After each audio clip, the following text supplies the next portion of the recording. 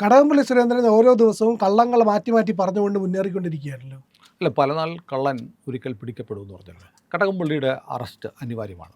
കടകംപള്ളി ഏതാനും ദിവസങ്ങൾക്കുള്ളിൽ അറസ്റ്റ് ചെയ്യപ്പെടുന്നില്ലെങ്കിൽ ഇപ്പോൾ നമ്മുടെ നാട്ടിൽ നടക്കുന്ന അന്വേഷണ സംവിധാനങ്ങളുടെ വിശ്വാസ്യത വല്ലാതെ ചോദ്യം ചെയ്യപ്പെടും. അത് ED ആണെങ്കിലും കേരള പോലീസിൻ്റെ പ്രത്യേക അന്വേഷണ സംഘമാണെങ്കിലും. കേരള ഹൈക്കോടതി തന്നെ പറഞ്ഞു, ചില ആളുകളിലേക്ക് എത്തുമ്പോൾ പോലീസിന് പ്രത്യേക അന്വേഷണ സംഘത്തിന് SITക്ക് ഒരു മടുപ്പ്, അറപ്പ്, വിറയലൊക്കെ ഉണ്ടാകുന്നു. അത് കേരള പോലീസിലെ ഒരു ഉന്നത ഉദ്യോഗസ്ഥൻ്റെ അച്ഛൻ കുറ്റപത്രത്തിൽ പ്രതിയായി ബാക്കി എല്ലാവരും അറസ്റ്റിലായിട്ടും അയാളെ പിടിക്കാൻ മടി. തന്ത്രിയെ പിടിച്ച് തന്ത്രിയോടുകൂടി ഈ സംഭവം അന്വേഷണം അവസാനിപ്പിക്കാനാണ് പ്രത്യേക അന്വേഷണ സംഘം, കേരള പോലീസിൻ്റെ പ്രത്യേക അന്വേഷണ സംഘം തത്രപ്പാട് നടത്തിക്കൊണ്ടിരിക്കുന്നത്. കടകംപള്ളിയിലേക്ക് അത് എത്തരുത് എന്ന് പിണറായി വിജയൻ ആഗ്രഹിക്കുന്നുണ്ട്. കാരണം പിണറായി വിജയൻ്റെ പാർട്ടിക്കും മുന്നണിക്കും ഈ തെരഞ്ഞെടുപ്പിൽ ഉണ്ടായേക്കാവുന്ന പരാജയത്തിൻ്റെ ആക്കവും തൂക്കവും കൂട്ടാൻ കടകംപള്ളിയുടെ അറസ്റ്റ് സഹായിക്കും. പക്ഷേ കടകംപള്ളി എങ്ങനെ അറസ്റ്റ് ചെയ്യാതിരിക്കും? കടകംപള്ളി ഈ പോറ്റിയുടെ ആത്മബന്ധുവായിരുന്നു. അത് ഓരോ ദിവസവും തെളിയിക്കപ്പെടുകയാണ്. കടകംപള്ളി ഇത് കഴിഞ്ഞ ദിവസം പറഞ്ഞെന്താണ്? നമുക്കൊന്ന് റിവൈൻഡ് ചെയ്ത് നോക്കാം. കടകംപള്ളി ആദ്യം പറഞ്ഞു, എനിക്ക് പോറ്റി അറിയത്തില്ല. ശബരിമലയെ വെച്ച് പലരെയും കണ്ടിട്ടുണ്ട്, ആ കൂട്ടത്തിൽ ആരെങ്കിലും ആയിരിക്കാം. അത് കഴിഞ്ഞപ്പോൾ കടകംപള്ളി പോറ്റിയുടെ വീട്ടിൽ പോയിട്ടുള്ള ചിത്രങ്ങൾ പുറത്തു വന്നു.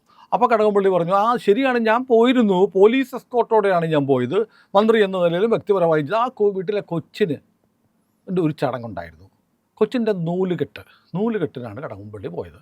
അവിടെ ആരുടെ മകൾ, ആരുടെ കൊച്ച്, ആരാണ് ആ സ്ത്രീ, ഈ കൊച്ചിൻ്റെ അമ്മയാരാണ്? ഇത്തരം ചോദ്യങ്ങളൊക്കെ ബാക്കിയുണ്ട്.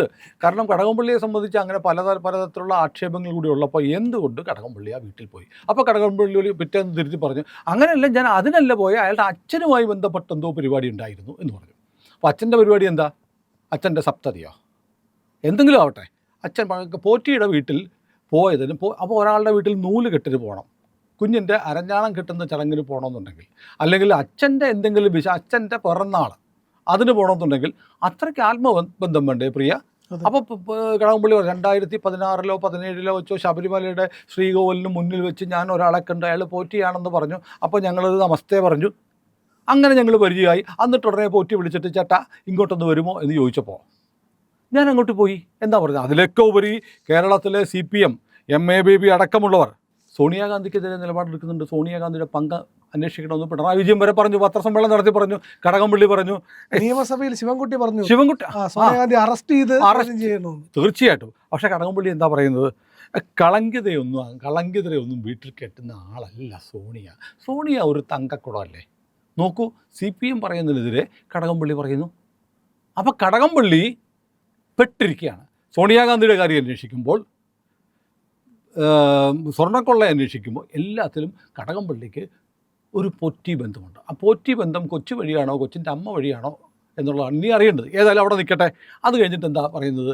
പുള്ളി ഇപ്പോൾ ഇന്നലെ രാജു അബ്രഹാം, CPMൻ്റെ റാന്നി MLA ആയിരുന്നു അല്ലേ, പിന്നെ ഇപ്പോൾ പത്തനംതിട്ട ജില്ലാ സെക്രട്ടറി ആണെന്ന് തോന്നുന്നു. രാജു അബ്രഹാം പറഞ്ഞു, ഞാൻ പോറ്റി അറിയോ?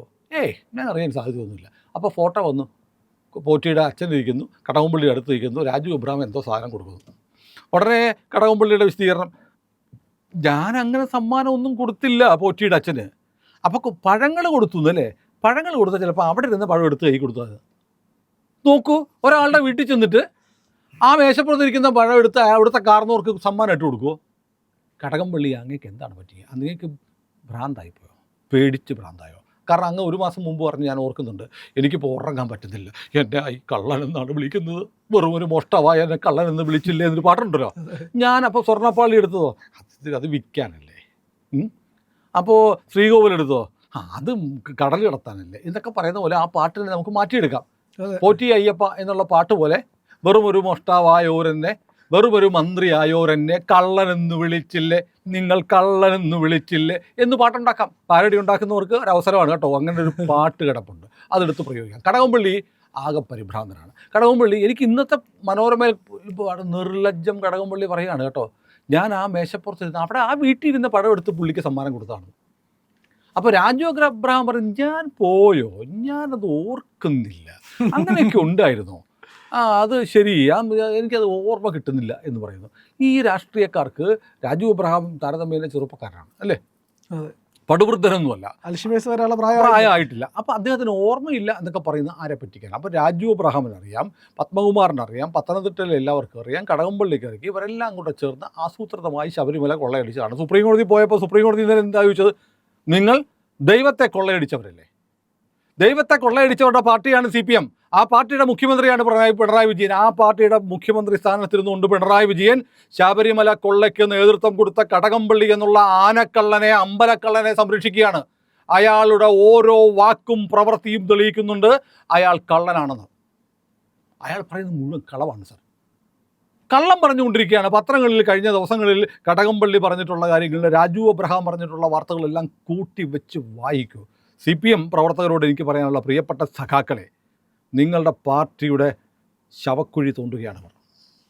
ശവക്കുഴി തോണ്ടി ഇവരെ നിങ്ങളുടെ ഈ പാർട്ടിയിൽ നിന്ന് പുറത്താക്കിയില്ലെങ്കിൽ, ഇവരെ സംരക്ഷിക്കാനാണ് ശ്രമിക്കുന്നതെങ്കിൽ കേരളത്തിൽ CPMൻ്റെ രാഷ്ട്രീയ മരണമാസന്നമാണ്. കാരണം പാർട്ടി CPM അങ്ങനെ ഗുണമുണ്ടേ.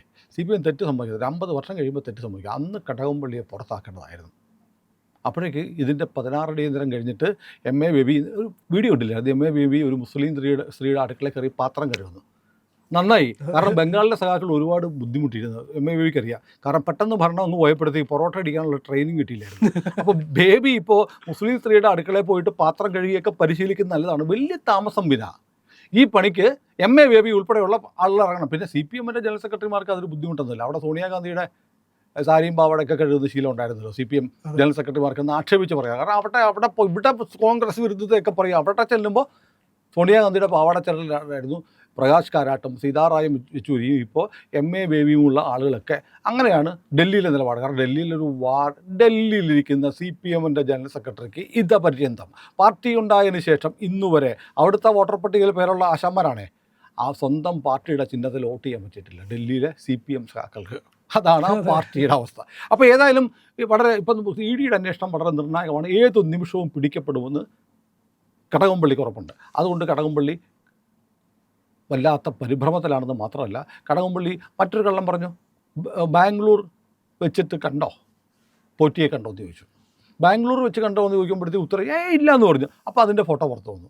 അല്ല, അത് വിമാനത്താവളത്തിൽ വെച്ച് കണ്ടതാണ്. അപ്പോൾ ഞങ്ങളൊന്ന് കൈകൊപ്പിയതാണ്. ഫോട്ടോ വരുമ്പോൾ സമ്മതിക്കും. ഫോട്ടോ വരുമ്പോൾ ഒരാളുടെ കൂടെ നിന്ന് ഫോട്ടോ എടുക്കുന്ന തെറ്റൊന്നുമല്ല.